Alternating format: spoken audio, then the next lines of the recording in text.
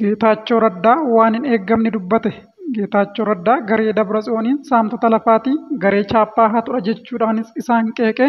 Geetaachoon waan fuula FB isaa irratti barreesseen kanaan alas waan hin eeggamne hedduu dubbateera. Kan dhageessan ta'a gadhumaatti na waliin tura. Oduu keenya kan biraatiin ammoo Elon Musk filannoo mana murtii olaanaa Wiiskoonsiin dura filattootaaf cheekii doolaara miliyoona 1 kennuu eegale. Elon Musk maaliif filattootaaf cheekii doolaara miliyoona 1 ol kenna? Kan dhageessan ta'a gadhumaatti na waliin tura. Akkam jirtu daawwattoota Burqaa Oduu chaanaalii Burqaa Oduu irratti oduu biyya keessaa fi alaa kan dhugaa ta'e guyyaa guyyaan argattu. Kanaafuu chaanaalii keenya sabskiraayib gochuudhaan mallattoo bilbilaa fuuldura jirtu yoo tuqxan guyyaa guyyaadhaan oduu yeroo gadhiisnutti mallattoon nootiifikeeshinii isin qaqqaba. Akkasumallee viidiyoo keenya laayik gochuudhaan nu daawwadhaa itti aansuudhaan bal'ina oduutti kanan darbu ta'a.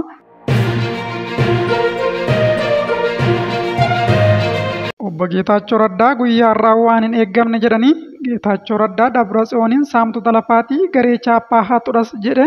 Waggoota lamaan darbaniif pirezidaantii yeroo Tigraay ta'uun tajaajilaa kan turanii fi aangoo irraa kaafamuun isaanii kan dubbatamu obbo Geetaachoo Raddaa gareen chaappaa waajjiraalee naannichaa humnaaf fudhate saamicha irratti bobba'eera jedhanii obbo Geetaachoon ergaa fuula feesbuukii isaanii irratti maxxansaniin jeequmsi siyaasaa guyyoota 20 darban Tigraay keessatti mul'achaa ture garee aangoo yookiin du'a ejjennoo jedhu qabatanii socho'aniin gaggeeffame jedhanii namoonni beekamoon maqaa fooyya'aa qaban tokko tokkollee kanneen seeraa fi sirna kabachiisuun irraa eegamu xaxaa sirnichaa keessatti liqinfamuu isaanis obbo Geetaachoo Raddaa eeraniiru. Obbo Geetaachoon akka jedhanitti humnoonni kunneen erga duula chaappaa sassaabuun waajjiraalee mootummaa humnaan to'atanii turanii hagammaatti waan 2 qofa hojjetaniiru jechuudhaan magaalota gurguddoo to'annoo isaanii jala galan keessatti lafa deeggartoota isaaniif qooduu fi lafa bal'aa galii argachuuf oolu qabachuu isaaniis himaniiru. Xiyyeeffannoo guddaan garee kanaas Maqalee, Shiree, Aksuum, Maaca'uu fi Adigiraat akka ta'es ibsaniiru. Humna waan bade deebisuuf fedhii yookiin kaka'umsa hin qabne kan ittiin jedhan kaayyoon isaanii lafa argatan qoqqoodanii gurguruu qofa akka ta'es ibsanii itti dabaluunis buqqaatota deebisuu fi lafa Tigraay humnaan qabame deebisiisuuf kaayyoo hin qaban jechuudhaan dhimmi buqqaatotaa fi lixa Tigraay jaraaf ajandaa akka hin taanes ibsanii gareen Abut Dabratsiyoon Gabra Mikaa'el fa'aatiin durfamu garuu qeeqa obbo Geetaachoo kanarratti hagammaatti deebii deebisan tokkollee hin qabani. Oduu biraatiin Elon Musk filannoo mana murtii olaanaa Wiiskoonsiin dura filattootaaf cheekii doolaara miliyoona 1 kennuu eegale.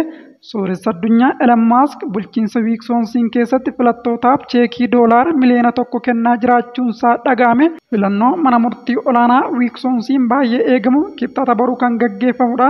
Dimokiraatichi abbaan alangaa mana murtii waliigala Wiiskoonsiin Joosh Kaawul kennaan kun sagalee argachuuf jecha kennaa kennuun seeraan dhorkaadha jechuun himannaa dhiyeessanii. Elon Musk garuu nuti kan barbaannu abbootiin seeraa hojii seeraa qofa akka hojjetanidha jechuudhaan namoota lamaaf tokkoon isaaniif cheekii doolaara miliyoona 1 kenneera. Namoonni badhaasichi isaan qaqqabes namoota abbootii seeraa aktiivistii ta'an dhaabsisuudhaaf sagalee uummataatiin mallattoo isaanii kaa'anidha. Kaawul gama isaatiin Elon Musk gocha seeraan alaa sagalee bitachuuf taasifamudha jechuudhaan komatanii abukaatoon Musk ammoo Kaawul haasaa siyaasaa Musk dhorkuudhaaf yaalii taasisaa jiru.